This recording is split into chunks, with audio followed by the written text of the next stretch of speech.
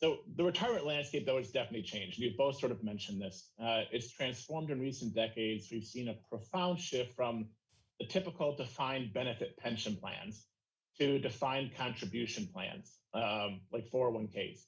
What do you make of this transformation, and has it helped or hurt Americans' retirement security? And Andrew, I'll ask you to go first.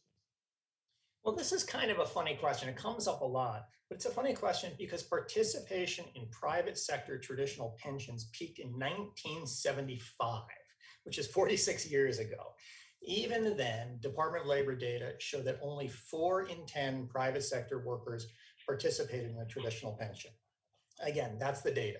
Moreover, due to strict vesting requirements, 9 in 10 workers at that time who participated in a traditional pension never actually received a benefit from their plan. That's based on a congressional study from the time.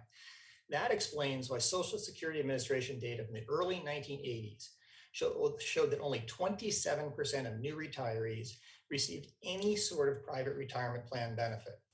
In the lower half of the income distribution, less than 1 in 10 retirees received any private pension benefits. Sure, many retirees received a pension from the military, from state and local government, or from the federal government. But guess what? They still do. That part of the traditional pension universe isn't disappearing. But in the private sector, 401ks are simply more numerous than traditional pensions ever were. The Social Security Administration analysis of tax data found that 61% of private sector workers today are participating in a retirement plan versus less than 40% who ever had a traditional pension. Moreover, contributions are higher today because both employers and employees pay into 401ks, whereas only employers fund traditional pensions. Since the 1970s, total contributions to private sector retirement plans rose from 5.8% of employee salaries to 8.6% of salaries, according to Department of Labor data. That's a nearly 50% relative increase in contributions. More savers and larger contributions equals more savings. Back in 1975, when participation in traditional pensions peaked, private traditional pensions held assets equal to 10% of gross domestic product. Today, 401k and IRA plans hold assets equal to 113% of GDP. That's over 10 times higher. People look back with rose-colored glasses at this golden age of traditional pensions, but the data show that we went from a time when most people didn't have a retirement plan at work to one when most people do, and to where retirement plan assets are 10 times higher than they were in the past. So I'm going to go out on a limb and say, yes, retirement accounts can more than make up for the disappearance of traditional pensions. Interesting. Teresa. I really am glad for this debate. I'm understanding Andrew a lot better. He really does look at the macro level and look at averages.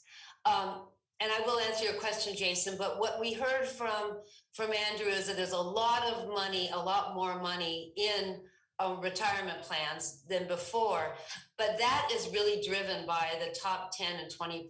So going back to defined benefit plans, there are sectors that they never existed. So I'm going to let that aside, and those sectors are growing now. The tech sector, but the sectors where they did exist, they've lost them and they've been transformed into nothing or into 401ks. Workers lost a lot when they lost a defined benefit plan. And that's why the people who have them are hanging on to them so great. First of all, a defined benefit plan has mandatory participation. If you work for the firm, you don't get to choose whether or not you want to hold back your contributions now, you're automatically in. And as workers get older, they really appreciate it, even if they don't stay with their employer for 30 years. Having a little bit of a defined benefit plan here for 6, for 7.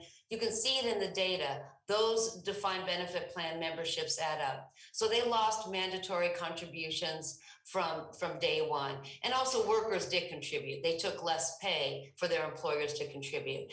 They also lost, crucially, a professionally managed portfolio. When their pension dollar was in a defined benefit plan, they had professionals managing it. Now we amateurs have to manage our own 401k or IRA, and those amateurish results have the same consequences as if we had to pull our own teeth or do our own electricity. the system, the do-it-yourself system has completely failed people because of these individual directed commercial accounts. What workers lost in defined benefit plan is lifetime income. They did not have to, in their 70s, worry about deaccumulating 3.7 or 42% and getting their relatives and their financial advisors mitts on their money. The defined benefit worker had a guaranteed stream of incomes, professionals managing it, and they did other things in their old age. So the real cost of the loss of defined benefit plan isn't that it was a golden age at all, but for the people who had them, transferring into a 401k was a very bad system. It was a very bad experiment, and we really should call the question on it. It's failed. It's time for something else. Thank you, Teresa. And